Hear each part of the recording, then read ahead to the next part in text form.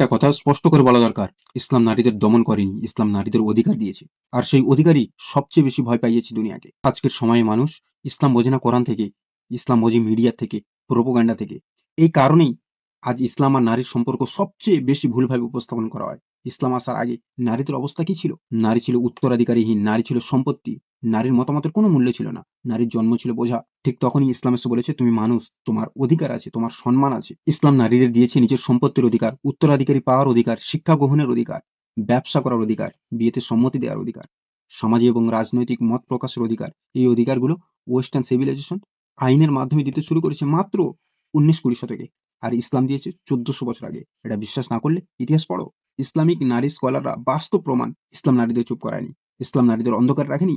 হযরত আয়েশা হাদিস এবং ফিকহের বিশাল স্কলার, পুরুষ সাহাবীরা তার কাছে শিখতে আসতেন। ফাতিমা আল ফিহরি বিশ্বে প্রথম ইউনিভার্সিটি প্রতিষ্ঠা করেন। নাফিসা বিনতে হাসান ইমাম শাফির শিক্ষিকা।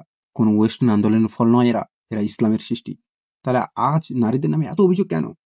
কারণ এখানে ইসলাম বনাম নারী না, এখানে হচ্ছে ইসলাম বনাম ওয়েস্টার্ন কালচার। ওয়েস্টার্ন কালচার ইসলামের নারী মডেলকে সহ্য করতে পারে না, কারণ ইসলামের নারী শিক্ষিত, নৈতিক, পরিবার কেন্দ্রিক, নিজের শরীরের মালিক, পণ্যে পরিণত নয়।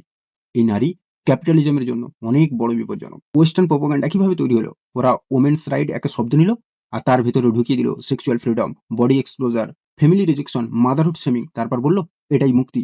যদি তুমি নিজেকে এক্সপোজ না করো তাহলে তুমি অত্যাচারিত, যদি তুমি পরিবার বেছে নাও তাহলে তুমি ব্যাকওয়ার্ড, যদি তুমি হিজাব বেছে নাও তাহলে তুমি ব্রেন ওয়াশ। এই ন্যারেটিভ কোরআন থেকে আসেনি, এটা এসেছে মিডিয়া, কর্পোরেটেড পাওয়ার আর পলিটিক্স প্রোপাগান্ডা থেকে। ওয়েস্ট কি দিয়েছে আর ইসলাম কি দিয়েছে? ওয়েস্ট নারীদের দিয়েছে ফ্রিডম উইদাউট প্রোটেকশন, মানে ব্যবহার হও, ভ্যালু কমাও, তারপর সিস্টেম তোমাকে এমনিতে ছুঁড়ে ফেলে দেবে, দিস লাইক টিস্যু ইউজ করে যেমন ফেলে দেওয়া হয়। ইসলাম নারীদের দিয়েছে রাইটস উইথ ডিগনিটি, মানে সম্মান, নিরাপত্তা এবং সামাজিক মর্যাদা। এই দুটো এক জিনিস না। হিজাব নিয়ে সবচেয়ে বড় মিথ, ওরা বলে হিজাব নারীদের উপর অত্যাচার করে, কিন্তু সত্য হলো হিজাব বলে you are not a body, you are a character. West বলে মোর স্কিন মোর ভ্যালু, ইসলাম বলে মোর ক্যারেক্টার মোর রেসপেক্ট।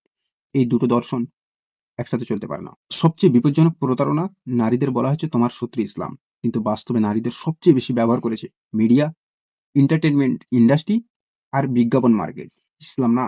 ইসলাম নারীদের বলেছে শেখো, জানো, প্রশ্ন করো, কিন্তু নিজেকে পণ্য বানিও না। এই লাইনটা সবচেয়ে বেশি বিকৃত করা হয়েছে। আজ প্রশ্ন এটা না নারীরা পড়বে কিনা, আজ প্রশ্ন হলো আমরা কোন অধিকার চাই?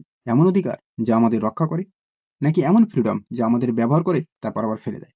ওয়েস্টার্ন কালচার নারীদেরকে ভোগ্য বস্তু হওয়ার স্বাধীনতা দিয়েছে, ইসলাম নারীদেরকে সম্মানিত হওয়ার অধিকার দিয়েছে। আর যদি কেউ এই দুটোকে এক করে দেখাতে চায় তাহলে সে ইসলাম বোঝে না, সে প্রপাগান্ডা ছড়ায়। I am Abdullah signing off. আসসালামু আলাইকুম।